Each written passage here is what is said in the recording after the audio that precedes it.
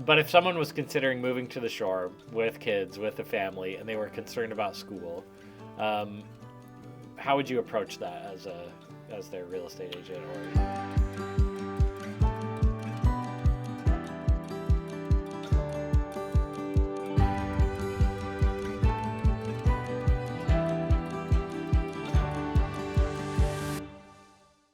Yeah, I think it depends on what they're really looking for. I think there's a great variety across the board. You got the Catholic Memorial down in Wildwood is a great school. You have Ocean City High School has a good reputation. So, and you actually have with Ocean City, a lot of the towns actually go to the Ocean City's schools from like Seattle City and Upper Township. Those kids go to Ocean City. They're bused in that far. So there's actually the facilities there are excellent to be able to maintain that many students coming from multiple towns. So I think school-wise, just because they're small little shore towns, it doesn't mean that they're lacking for the school districts. I mean, I feel like every single one of these towns that has schooling, they're all positive in their own way. And I think what's nice too about the area is that it offers a lot of variety. You have some tech schools here, such as Cape May Tech, that has a great reputation for developing people that want to get right into labor jobs, right? So if you got HVAC, plumbing, electrical, they're training those kids already as their majors in that school already. There's a hotel built into it. They've got cooking, they've got all hotel management built into the high school. So they're really getting these kids ready to come right out of high school and go to work and be able to be productive citizens. So that school has a great reputation, ever growing as well. You have the tech school in Summers Point that is known for its theatrical, so that's really positive there. So we have a lot of variety in the area too. So depending on what you're looking for, I mean, really, all the towns offer something that you'll be able to find what you want.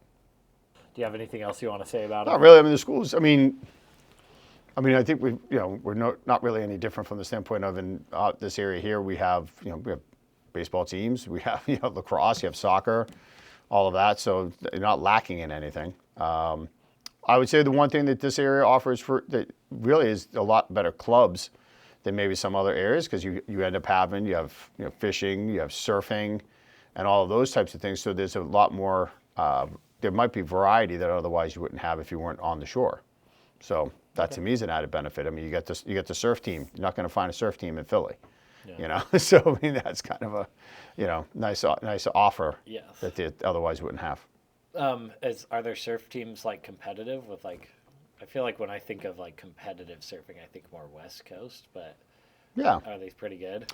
yeah, and they surf all year here. I mean, they've got their wetsuits, and I don't know how they do it. That's no way, not for me. But yeah, I mean, so they surf all year and they're competitive. So some friends of mine, they've grown up surfing and surfing competitively. So yeah, so Nice, pretty good waves out here. yeah, I mean, the wind is strong, so. wind helps. Yeah. On that note of the water sports,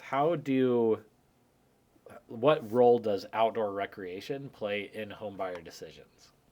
Oh, wow, that's a lot. I mean, again, you might have people that just want to just chill and relax on the beach, which is perfectly fine, right? I mean, that's what you're here for.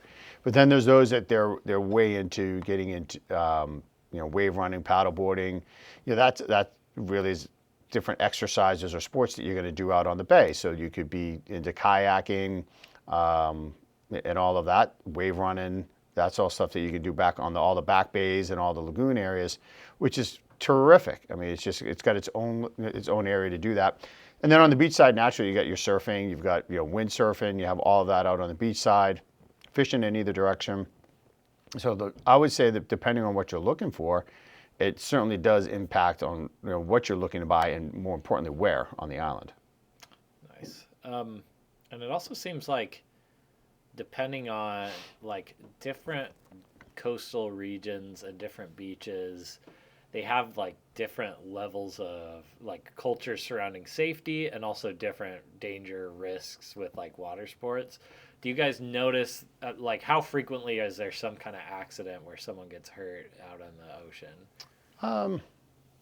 Really can't speak to that. I don't really hear about it too often. I mean, there's obviously sometimes there's there are certain tragedies, but I wouldn't say that it's fairly often. I mean, the natural thing, and this is in any coastal town, is you have your rip currents, which are always the scariest. I mean, that's where swimmers get in trouble. And so you have to really understand rip tides. You have to really understand, the tides themselves, and not being out there in those, at certain times of the day. You really don't want to be out there alone. So, I mean, there's a lot of different, things that you need to be cognizant of if you're going to go into the ocean. Yeah. Because you might not come out. But, I mean, other than that, I mean, it's... It does seem like you guys have long stretches of sand without as much rocks. I mean, there are rocky sections too, but compared to some other places, it seems like a lot of sand. Oh, it is. And I mean, I would say that New Jersey Shore, this Jersey Shore has probably some of the best beaches in the country. Yeah. It's just, there's a lot of sand. You're not dealing with bluffs. You're not dealing with rocks. It just really is some of the best plush beaches around, and the sand's terrific. So yeah, I mean, they're awesome.